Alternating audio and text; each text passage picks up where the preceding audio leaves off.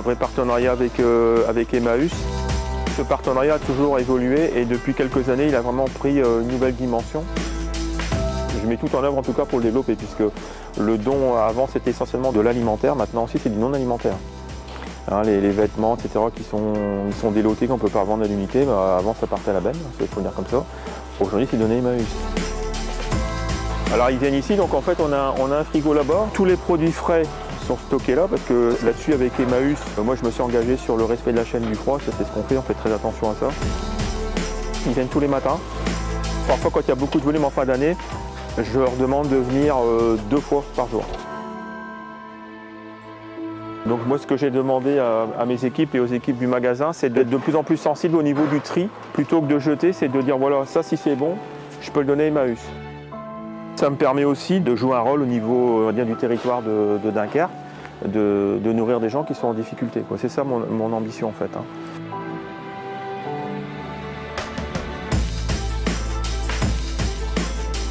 L'année dernière, c'était à peu près 200 tonnes sur l'année 2015. Je pense que cette année, on sera un peu plus de 200 tonnes. Et c'est à peu près 450 000 € par an.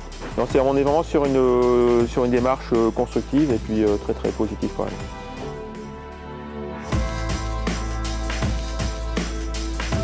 J'ai rencontré Monsieur Verquin et des responsables des Papillons Blancs lors de réunions du club d'entreprise.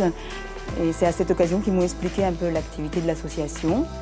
Et dès que j'ai eu besoin d'entreprises pour certaines prestations, j'ai tout de suite pensé à eux. On a fait des essais et ça a été très concluant. Donc je leur ai demandé dans un premier temps de me faire une terrasse, parce que j'avais visité les ateliers en bois. Ils m'ont fait une terrasse qui a un caractère un peu unique, avec des matériaux de récupération. Après, on fait appel à eux pour le nettoyage des parvis, nettoyage des sous-sols, l'entretien des espaces verts. Ils viennent nous demander ce qu'ils doivent accomplir comme tâches. Si on a des remarques à faire, ils vont les respecter, les effectuer immédiatement, mais on n'a pas besoin de le répéter pour la fois d'après. Je peux vous dire que ce n'est pas toujours comme ça. Très sincèrement, moi je leur fais confiance. Quand je les vois arriver, je sais que le travail va être bien fait.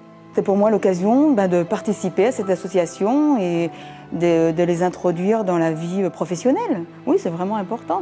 Mais ce que j'apprécie beaucoup, c'est toujours la politesse, le respect et le travail bien fait. À toute première occasion, on leur proposait d'autres activités. Si on peut développer, on avait parlé de blanchisserie, on avait parlé de conception de repas, parce qu'on n'a pas de restaurant, donc pour nos clients, quand ils arrivent le soir. Oui, on a déjà discuté de plusieurs projets.